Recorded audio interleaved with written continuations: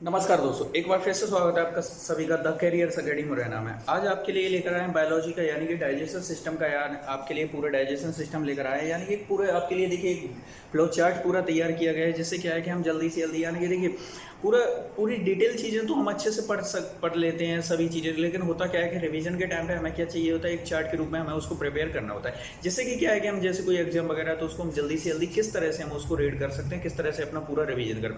तो आप लोगों के लिए पढ़ाई के लिए सबसे एक अच्छा तरीका आपको बताना चाहेंगे, हमेशा जब भी पढ़ाई कीजिए आप किसी भी चीज़ का ग्राफ तैयार करने की कोशिश कीजिए, जिससे क्या होता है कि वो चीज़ें हमें जल्दी से याद होती है। तो ये आपके लिए पूरा पाचन तंत्र है, डाइजेशन है, ह्यूमन डाइजेशन है यानी मानव पाचन तंत्र का आपके सामने पूरा डायग्राम। हम इसको एक एक करके पूरा देखेंगे, यानी कि किस तरह से हम जो भोजन हमारा जो स्टार्ट होता है और लास्ट तक का पूरा सिस्टम देखेंगे। तो पूरा जो भी क्लास है आपकी पूरी कवर कीजिएगा, बीच में आपको गायब नहीं होना है।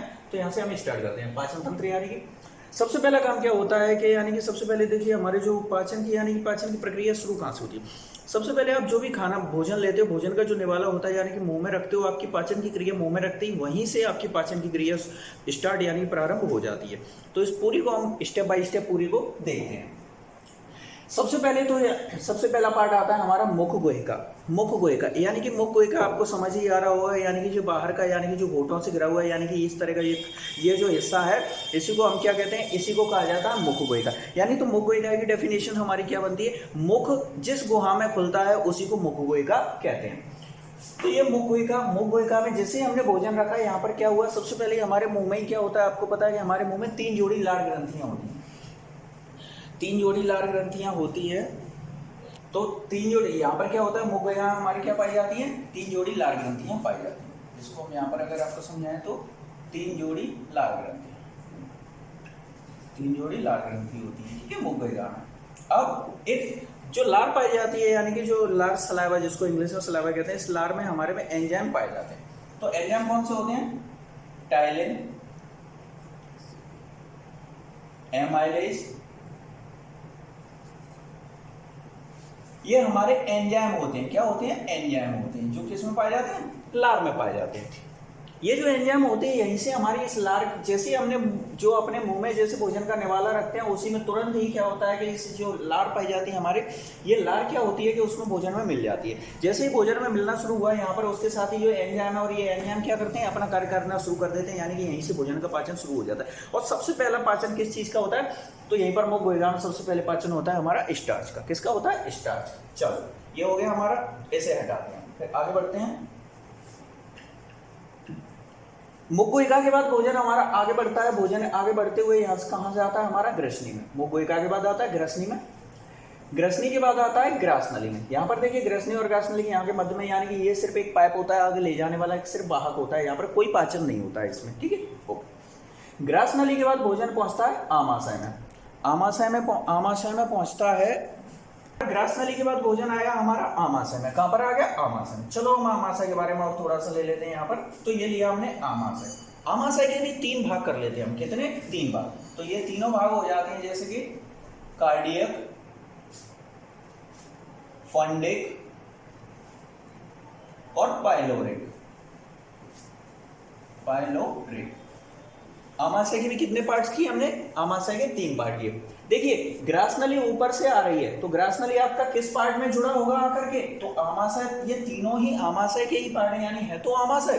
तो ग्रासनली किस में जुड़ेगा, ग्रासनली जुड़ेगा आके आपका, देखिए ग्रासनली किस में जुड़ा होगा, तो ग्रासनली आपका आमाशय के कार्डियक भाग में जुड़ेगा। किसमें, कार्डियक।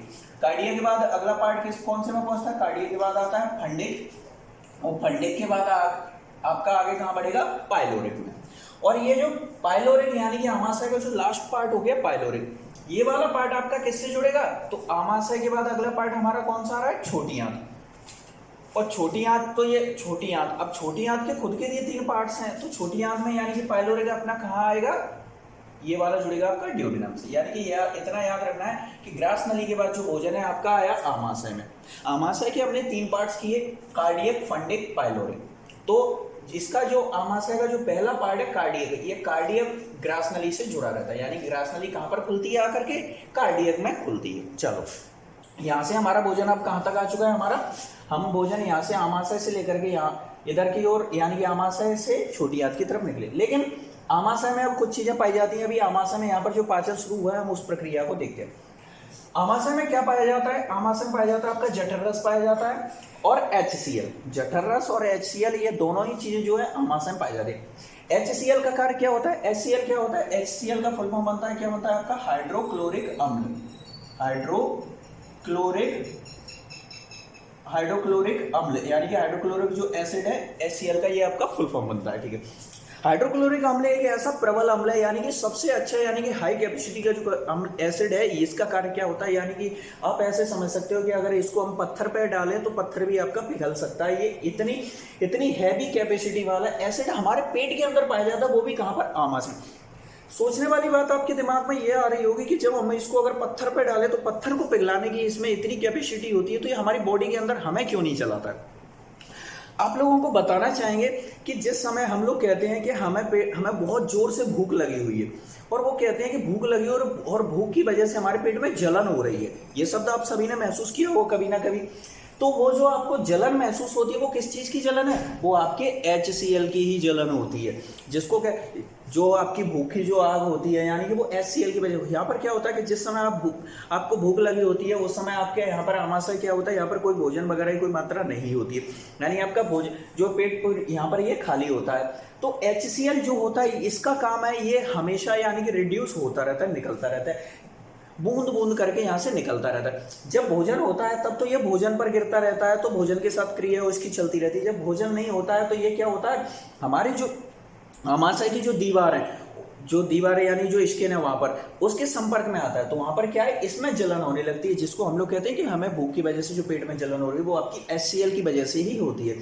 और इस HCl की वजह से यानी कि काफी समय तक अगर ये हमारे शरीर के आंतरिक भागों के अगर संपर्क में रहेगा, तो उससे क्या होगा, यहाँ पर शरीर के अंदर घाव हो जाते हैं। क्या हो जाते हैं? घाव हो जाते हैं। और शरीर के अंदर जो घाव हो जाते हैं, इन घावों को अल्सर कहा जाता है। क्या कहते हैं हम लोग? अल्सर। एक बीमारी होती है जो अल्सर, यानी शरीर के अंदर, हम लोग किस नाम से जानते हैं? तो शरीर के अंदर जो आंतों में यानी कि अंदर जो घाव हो जाते हैं, उनको अल्सर कहा जाता है। चलो इसके आगे बढ़ते हैं हम। अभी हमने क्या लिया था? हमने देखा HCl के बारे में। दूसरा, इसमें एक रस पाया जाता है, यानी कि जिसको जठर रस कहते हैं, आमाशय में पाया जाता है। इस जठर रस में 3 एंजाइम्स पाए जाते हैं। क्या क्या पाए जाते हैं इसमें जठर रस में? Pepsin, rennin, lipase. इन सभी का कार्य क्या है? पेप्सिन का देखिए पास से ही आपका प्रोटीन बन रहा है, पी से प्रोटीन बन रहा है कि नहीं आपको दिख रहा है, यानी कि नाम याद रखने के लिए। तो पेप्सिन क्या करता है? प्रोटीन का पाचन करता है। रेनिन क्या करता है? दूध का पाचन। दूध में किस चीज का पाचन करता है? तो दूध में ये प्रोटीन पाई जाती है। दूध में क्या पाया जाता है? Casein protein. क्या? कैसीन प्रोटीन होती है। तो इस केसिन प्रोटीन का ही पाचन करता है रेनिन। किसका करता है? केसिन, दूध की केसिन प्रोटीन का। अब ये केसिन प्रोटीन आप कहाँ आप देखना चाहो तो कहाँ मिलेगी? आप सभी ने गाय का दूध देखा होगा। गाय का जो दूध होता है, गाय का दूध का जो पीलापन होता है हल्का सा, आपने देखा होगा भैंस और गाय के दूध में थोड़ा सा डिफरेंस होता है अगर बारीकी से देखा। भैंस का जो दूध होता है वो सफेद कलर का ज्यादा रहता है, और गाय का दूध रहता है वो हल्का पीलापन रहता है, लाइट होता है, ठीक है ना। तो आप पूरी तरह से पीला मत ढूंढिएगा। तो जो हल्का जो पीलापन होता है वो कैरोटीन की वो कैसिन प्रोटीन की वजह से ही होता है। और जिसका पाचन कौन करता है? रेनिन करता है। पाया तो भैंस के, देखिए हमने कहा तो सिर्फ गाय के दूध का नहीं, दूध का सभी का करता है। इसमें अधिक मात्रा में होता है, इसलिए आपको वो पीलापन हल्का दिखाई देगा। पाया तो सभी दूध में जाता है, तो उसी प्रोटीन का जो है पाचन आपका रेनिन करता है। चलो तीसरा आया हमारा लाइपेज। लाइपेज का क्या कार्य होता है? लाइपेज का कार्य होता है वसा। वसा का पाचन जो करने का काम किसका होता है? लाइपेज का। वसा क्या होता है? जैसे कि जो हमारे तेल घी वगैरह में जिसको चर्बी कहते हैं हम लोग, जो पाया जाता है वो वसा ही होता है, और वसा को ही आप लोग अपनी भाषा में लोग चर्बी कह सकते हैं। तो जठर रस में ये तीनों चीज पाई जाती है। और किस किस का पाचन था ये हमने देख लिया। प्रोटीन का पाचन पेप्सिन करता है, दूध की जो कैसिन प्रोटीन होता है इसका पाचन रेनिन करता है, वसा का जो पाचन है आपका लाइपेज करता है। चलो आमाशय से अब हम निकलते हैं। तो आमाशय से निकलते ही आमाशय के आपकी एक साइड में यकृत जुड़ा रहता है इस साइड में, और दूसरी साइड में इसी के अग्नाशय जुड़ा रहता है। क्या? इधर अग्नाशय होता है और इधर यकृत होता है। अग्नाशय से एक अग्नाशयी रस निकलता है। क्या निकलता है? अग्नाशयी रस। और ये अग्नाशयी रस निकल करके छोटी आंत में आता है। और छोटी आंत के भी किस भाग में आएगा? तो छोटी आंत के ये आपका यहां से इस तरह से निकल के ये आपका ड्यूडेनम में आएगा। कहां पर आएगा? ड्यूडेनम में। अग्नाशय से जो अग्नाशयी रस निकला वो कहां पर आया? आपका ड्यूडेनम में आकर के मिल गए। चलो इसे हम हटा देते हैं, याद रखना है इसको। आगे बढ़ते हैं हम। और यकृत को इंग्लिश में क्या कहते हैं हम लोग? लीवर कहते हैं। तो यकृत यानी कि लीवर से जो आपका पित्तरस निकलता है, क्या निकलता है? पित्तरस। और पित्तरस निकलने के बाद ये भी कहा जाता है, ये भी आपका ड्यूडेनम में आकर मिल जाता है। चलो यहाँ से एक यकृत से एक पॉइंट और डिस्कस करते हैं। तो पित्तरस का निर्माण कहां पर हुआ? यकृत में। कंफ्यूज नहीं होना। एक शब्द आपने और भी सुना होगा, पित्ताशय, आपके दिमाग में आ रहा होगा तो फिर ये पित्ताशय क्या होता है, इसका कार्य क्या होता है? पित्ताशय जो होता है इसका कार्य होता है स्टोरेज। क्या कार्य होता है इसका? स्टोरेज, यानी कि संग्राहक होता है ये। पित्तरस, जो यकृत से जो आपका पित्तरस निकला, वो पित्तरस को इकट्ठा करने के लिए पित्ताशय नामक एक थैली पाई जाती है यहीं पर इसके पास में। वहां पर क्या होता है आपका पित्ताशय से निकल ये पित्तरस आपका इस पित्ताशय में जो है आपका स्टोर हो जाता है, और इसके बाद आपकी जरूरत के हिसाब से जो है आपका पित्तरस किस में जाता है? आपका ड्यूडेनम, यानी कि छोटी आंत। छोटी आंत का जो पहला पार्ट है आपका ड्यूडेनम, इसमें आपका जाकर के मिलता जाता है। आगे बढ़ते हैं, हम इसको हटा देते हैं। तो यहाँ पर हमारे यकृत और अग्नाशय, इन दोनों को हमने डिस्कस किया। इसके बाद आमाशय के बाद जो भोजन आपका पहुंचा छोटी आंत में, कहां पर आया? छोटी आंत। छोटी आंत के हमने छोटी आंत 3 भागों में बटा हुआ है। देखिए इस तरह से ये आपका एक लंबी नली के टाइप में होता है। तो यहीं से देखिए कोई पार्ट्स नहीं होते। यहाँ पर हमने इसको समझने के हिसाब से, इसके साइज के हिसाब से इनके 3 पार्ट्स कर लिए। इस तरह से अलग से कोई पार्ट नहीं होते। तो जैसे इस तरह से लाइन से चला रहा है, तो ये पहला यहाँ से भोजन आया इस वाले पहले पार्ट में, फिर दूसरे में जाएगा, फिर तीसरे, इस तरह से ये प्रक्रिया चलेगी। देखिए वही चीज यहाँ पर हम देखते हैं। छोटी आंत यानी आमाशय के बाद, अगर आपको नाम याद रखना, आमाशय से भोजन कहाँ आता है? छोटी आंत। छोटी आंत के 3 पार्ट्स होते हैं। तो इसका मतलब आमाशय के भी तो 3 पार्ट पढ़ के आए थे अभी हम। पाइलोरिक, जो कार्डियक, फंडिक, पाइलोरिक। आमाशय का कौन सा पार्ट होता है? लास्ट वाला, पाइलोरिक। छोटी आंत का पहला पार्ट कौन सा है? ड्यूडेनम। तो इसका मतलब जो पाइलोरिक जो भाग है वो कहां पर खुलता है आकर के? तो पाइलोरिक आपका ड्यूडेनम में खुलता है आकर के। कहां खुलता है? ड्यूडेनम में। तो पाइलोरिक के आगे हमारा जो अगला पार्ट यानी पाइलोरिक किससे जुड़ा हुआ है? ड्यूडेनम। किसमें जुड़ा हुआ है? ड्यूडेनम। ठीक है। तो पाइलोरिक यानी कि आमाशय से आपका भोजन छोटी आंत के भी किस भाग में आया? ड्यूडेनम में आया। और आमाशय का वो लास्ट पार्ट था क्या? तो पाइलोरिक, जो वाला पार्ट आपका ड्यूडेनम से जुड़ा हुआ है। यहां पर आ गया ड्यूडेनम। चलो, ड्यूडेनम के बाद ये भोजन कहां पर जाता है? जिजेनम में जाता है। जिजेनम के बाद इलियम, और इलियम से होता हुआ आपका बड़ी आंत में एंटर करेगा। चलो उसको हम आगे डिस्कस करें, पहले हम इसी को देख लेते हैं। इन चीजों को अब हम यहां से हटा देते हैं। इसको साफ किया हमने। चलो, कंफ्यूज नहीं होना है। यहां से हम कहां तक पहुंच गए थे? ड्यूडेनम तक अब भोजन हमारा आ चुका है। इसके आगे देखते हैं। या ड्यूडेनम में भी 3 चीजें पाई जाती हैं, ट्रिप्सिन, एमाइलेज, लाइपेज। इनका कार्य क्या होता है? देखिए कार्य इनका सामने लिखा हुआ। ट्रिप्सिन का कार्य क्या है? प्रोटीन। हाँ, ट्रिप्सिन का कार्य प्रोटीन का पाचन करना। एमाइलेज का क्या कार्य है? स्टार्च का पाचन करना। लाइपेज का क्या कार्य है? इसका कार्य है वसा का पाचन करना। ड्यूडेनम के बाद भोजन आपका जिजेनम में पहुंचा। जिजेनम से इलियम। इलियम में एक संरचना पाई जाती है, रसांकुर। क्या पाई जाती है? एक दाने जैसी छोटी छोटी बारीक यानी दानों जैसी एक संरचना पाई जाती है, जिसको रसांकुर कहते हैं। और रसांकुर, इसका कार्य क्या होता है? ये रसांकुर पाए क्यों जाते हैं? तो इसका कार्य होता है अवशोषण करना। किसका? अवशोषण करना। अवशोषण यानी कि यहां से हमारा क्या पॉइंट निकल के आया? चलो इसको हम इधर लिख लेते हैं। यहां से हमारा जो छोटी आंत, हम किसके बारे में लिख रहे हैं? छोटी आंत। छोटी आंत, इसके बारे में हमने डिस्कस किया। छोटी आंत में क्या पाए जाते हैं? रसांकुर। इन रसांकुर का कार्य क्या होता है? इनका कार्य होता है अवशोषण करना। अवशोषण करना, ये इसका कार्य हो गया। चलो, अब ये अवशोषण किसका करते हैं? भोजन का। तो यहां से हमारा एक पॉइंट निकल के आता है कि भोजन का पूर्ण पाचन कहां पर हुआ आपका?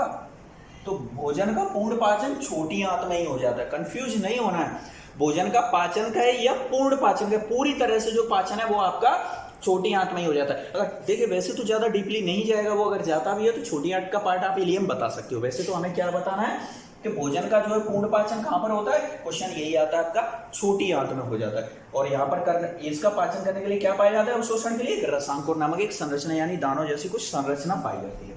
चलो, इसके बाद हम आगे बढ़ते हैं।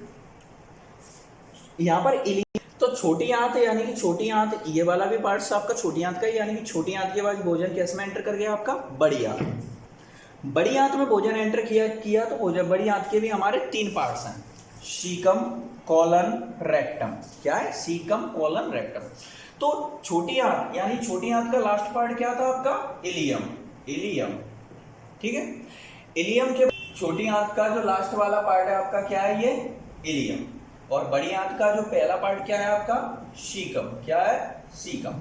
तो ये छोटी आंत कौन सी है, ये छोटी आंत। तो छोटी आंत आपकी जो है, छोटी आंत का लास्ट पार्ट क्या है आपका, इलियम, इलियम, और बड़ी आंत का जो पहला पार्ट क्या है आपका, सीकम।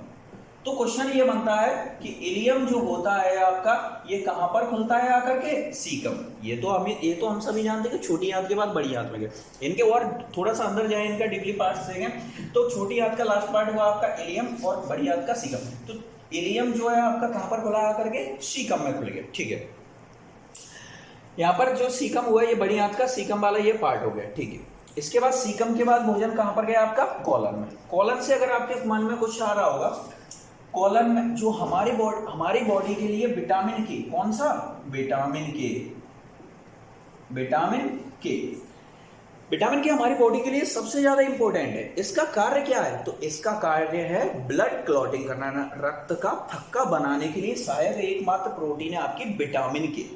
अगर इसकी मात्रा बॉडी में कम होती है तो उससे क्या होता है, हमारी बॉडी का जिस तरह से मान लीजिए कहीं कट लगे तो जो ब्लड खून निकलना जो शुरू हो जाता है, रक्त निकलना, और वो कुछ समय बाद अगर नहीं रुकता है तो आपकी बॉडी का ब्लड धीरे धीरे करके पूरा निकल जाएगा, तो इंसान की मृत्यु यानी डेथ हो सकती है। तो वो जो आपने देखा होगा खून यानी कि रक्त यानी कि ब्लड निकलना स्टार्ट होता है, कुछ समय के बाद वो वहीं पर जम सा जाता है। उसको जमाने का कार्य कौन करता है, तो उसको जमाने के कार्य के लिए सहायक प्रोटीन है उसमें विटामिन के, ये उसमें सहायता करती है उसको जमाने के लिए। अगर ये नहीं पाई जाती तो किसी, देखिए होता क्या है कि ये रेयर कंडीशन बहुत कम मात्रा में होती है, यानी 0.1% लोग कुछ ऐसे इस तरह के इसके शिकार होते हैं।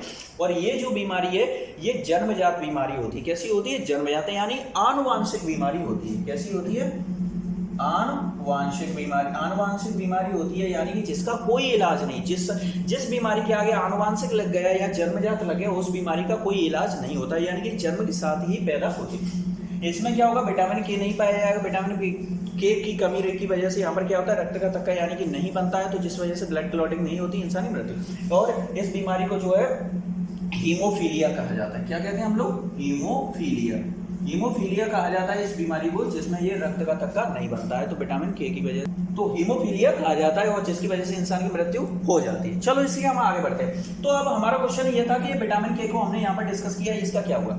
विटामिन के जो आप लेते हो, आप इन चीजों को देखिए, जो भोजन के वगैरह की मात्रा में इस चीज का जो हमें सबसे ज्यादा जो होता है हमारी बॉडी के अंदर ही पाया जाता है। विटामिन के को हमें बाहर की जरूरत नहीं पड़ती, हमारी जरूरत के हिसाब से विटामिन के हमारी बॉडी में पाया जाता है। पाया कहाँ जाता है ये, तो विटामिन के जो हमारा जो बड़ी आंत का कॉलन नामक भाग है, कौन सा, कॉलन नामक भाग है, यहाँ पर कुछ बैक्टीरिया पाए जाते हैं। वो क्या करते हैं, विटामिन के का संश्लेषण यहीं पर करते हैं, यानी इसका जो निर्माण है संश्लेषण, यानी कि ये कहां पर होता है, बड़ी आंत के कॉलन में। तो क्वेश्चन क्या बना, विटामिन के का संश्लेषण कहां होता है, बड़ी आंत के कॉलन वाले भाग में क्या होता है, विटामिन के का संश्लेषण होता है। कॉलन के बाद भोजन हमारा किधर बढ़ता है, आगे रेक्टम की ओर बढ़ता है। रेक्टम की ओर यहां पर हमारा भोजन बढ़ता है, और रेक्टम को हम लोग क्या कहते हैं हिंदी में, रेक्टम को कहा जाता है मलाशय। क्या कहते हैं, मलाशय। मलाशय का क्या कार्य होता है, मलाशय यानी मल को इकट्ठा करना, यानी कि जो भी हमारा भोजन आया है, जिस तरह से यहाँ से जो भोजन होता हुआ है, यहाँ पर पूर्ण पाचन हो गया। अब हमारा क्या बचा, वेस्ट बचा, ओनली छोटी आधा पूरी तरह पाचन हो गया यहाँ पे, यानी कि सिर्फ क्या बचा, अपशिष्ट पदार्थ यानी वेस्ट हुआ। जो यहाँ पर आया आपका, यहाँ पर क्या किया गया, यहाँ पर जो आपका ये कॉलन वाला भाग था, यहाँ पर क्या किया, जल का पूर्ण अवशोषण हो गया। तो क्वेश्चन एक और बना हमारा, भोजन का पूर्ण पाचन कहाँ होता है, छोटी आंत में, और जल का पूर्ण अवशोषण कहाँ होता है, बड़ी आंत में। जल का अवशोषण कौन करता है, बड़ी आंत, और भोजन का छोटी आंत। कंफ्यूज नहीं होना है। यहाँ से क्या किया, यहाँ से उसने पूरी तरह से जितने भी मिनरल्स वगैरह जो कुछ थे वो सब पाचन छोटी आंत में कर दी। बड़ी आंत में आया, बड़ी आंत ने क्या किया, उसमें से पूरा पानी एक तरह से अब्जॉर्ब कर लिया, यानी कि उसका जल अवशोषण कर लिया, जिससे क्या हुआ, जो हमारा जो वेस्ट है वो एक ठोस के रूप में कन्वर्ट हो गया। किसमें हो गया, ठोस के रूप में। यहाँ पर ये आपका जल, जो भी दवाई वगैरह जो इंसान हम लोग जो खाते हैं वो सबका जो अवशोषण है आपका ये कॉलन वाले भाग में यानी बड़ी आंत में हो जाता है। यहाँ से जो हमारा आगे की ओर बढ़ा रेक्टम यानी कि मलाशय, यहाँ पर क्या हुआ, मल इकट्ठा हुआ। जब ये मलाशय यहाँ पर ये मल से पूरा भर जाता है, क्या मलाशय यहाँ पूरा भर जाता है, तो रेक्टम के बाद इसके आगे एक पार्ट होता है एनस। मलाशय यानी कि ये रेक्टम जब मल के द्वारा यानी कि आपके वेस्ट से जब पूरा फुल भर जाता है तो उसको क्या है एनस के द्वारा शरीर से बाहर निकाल दिया जाता है, जिनको जो अपशिष्ट पदार्थ होते हैं वो शरीर से बाहर निकाल दिए जाते हैं। तो यहाँ से जिसे हम क्या कहते हैं, एनस को कहते हैं मल द्वार। ये मलाशय था और ये आपका मल द्वार है। मल द्वार का क्या कार्य है, इसका बस इतना सा कार्य है, जो मल को सिर्फ बस शरीर से बाहर निकालने का इसका ये कार्य रहता है। तो हमने यहाँ पर इसको देखा और रेक्टम हो गया आपका एनस। आगे हम देखते हैं यहाँ पर हमारे 2 पॉइंट्स और भी निकल करके आते हैं। ये आपका सीकम, सीकम का एक हिस्सा जो होता है आपका ये बंद होता है, आगे से क्या होता है बंद होता है, और ये बंद होता है और इस जिसे हम क्या कहते हैं अपेंडिस। क्या कहते हैं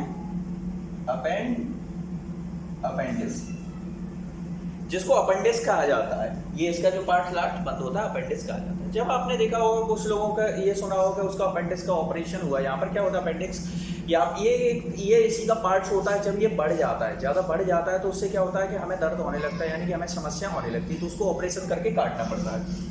तो आखिर और ये अभी कैसा है हमारा अवशेषी अंग है, अवशेषी अंग, यानी कि इसका हमारी बॉडी में कोई कार्य नहीं है, अवशेषी अंग है। जब ये अवशेषी अंग है और इसका कोई कार्य है नहीं, तो ये आखिर हमारी बॉडी में पाया क्यों जाता है? क्वेश्चन ये भी तो दिमाग में आ रहा होगा आपके, चलो उसका भी बता देते हैं। आप सभी को पता होगा कि अगर हम अपने पिछले जन्म समय में तो यहाँ पर अपने पिछले जन्म में जाएं, यानी कि अपने जो पूर्वज थे उस समय, जिस समय हम उस समय की बात कर रहे हैं जिस समय आदि मानव के रूप में हम लोग क्या जंगलों में निवास करते थे हम, यानी कि जो हमारे पूर्वज के रूप में जहाँ से यानी कि ये प्रक्रिया शुरू हुई।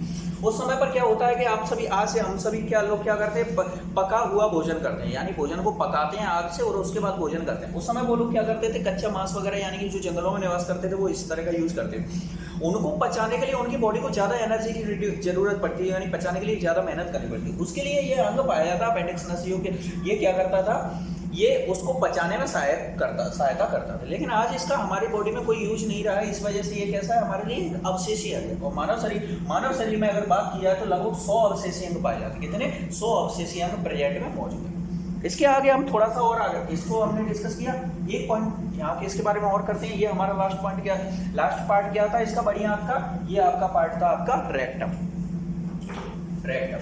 इसके बारे में हम डिस्कस करें तो जो रेक्टम जो है यहाँ पर क्या होता है, इसकी जो सतह होती है यहाँ पर कुछ शिराएं पाई जाती हैं। शिराएं क्या होती हैं, शिराएं। ये शिराएं जब कभी फूल जाती हैं, क्या होता है ये शिराएं जब फूल जाती हैं तो उसमें क्या होता है, ये फूल जाती हैं तो उनको क्या कहते हैं, उसमें क्या होता है कि यहाँ पर दर्द होता है, उनको फूल जाने की वजह से दर्द होता है। और जब उन्हीं को हम लोग क्या कहते हैं जो फूल जाती हैं, और जो इस समय जो समस्या होती है उसी को आपका जो बवासीर शब्द यूज किया जाता है, यानी कि जो बीमारी होती है बवासीर यानी कि पाइल्स, हाँ पाइल्स। ये जो बीमारी होती है वो किसकी होती है, वो इन सिराओं में फूल जाने की वजह से जो आपको दर्द महसूस हो रहे हैं यानी जो फूल गई है वही समस्या, उसी को क्या कहा जाता है बवासीर। जब इन सिराएं ज़्यादा फूल जाती हैं और कई बार क्या होता है फूलने के कुछ समय बाद या तो ऑटोमेटिक यानी अपने आप से धीरे धीरे शांत हो जाती है, या कई बार क्या होता है कि यहाँ पर कुछ सिराएं फूलने की वजह ज़्यादा फूलने की वजह से फट जाती है। क्या हो जाता है, फट जाती है। देखिए जब फटेगी तो क्या होगा, रक्त निकलेगा यानी खून निकलना स्टार्ट होगा, तो उस वजह से क्या कहा जाता है कि ये खूनी बवासीर हो गए। वो भी यही प्रक्रिया है। तो ये किसकी वजह से होता है, इसकी वजह से होता है, यानी कि यहाँ पर ये आपकी ये इसमें जो सूजन आ जाती है यानी फूल जाती है, ये आपकी बीमारी जिसको हम लोग पाइल्स के नाम से जानते हैं। ये चीज हमने डिस्कस की।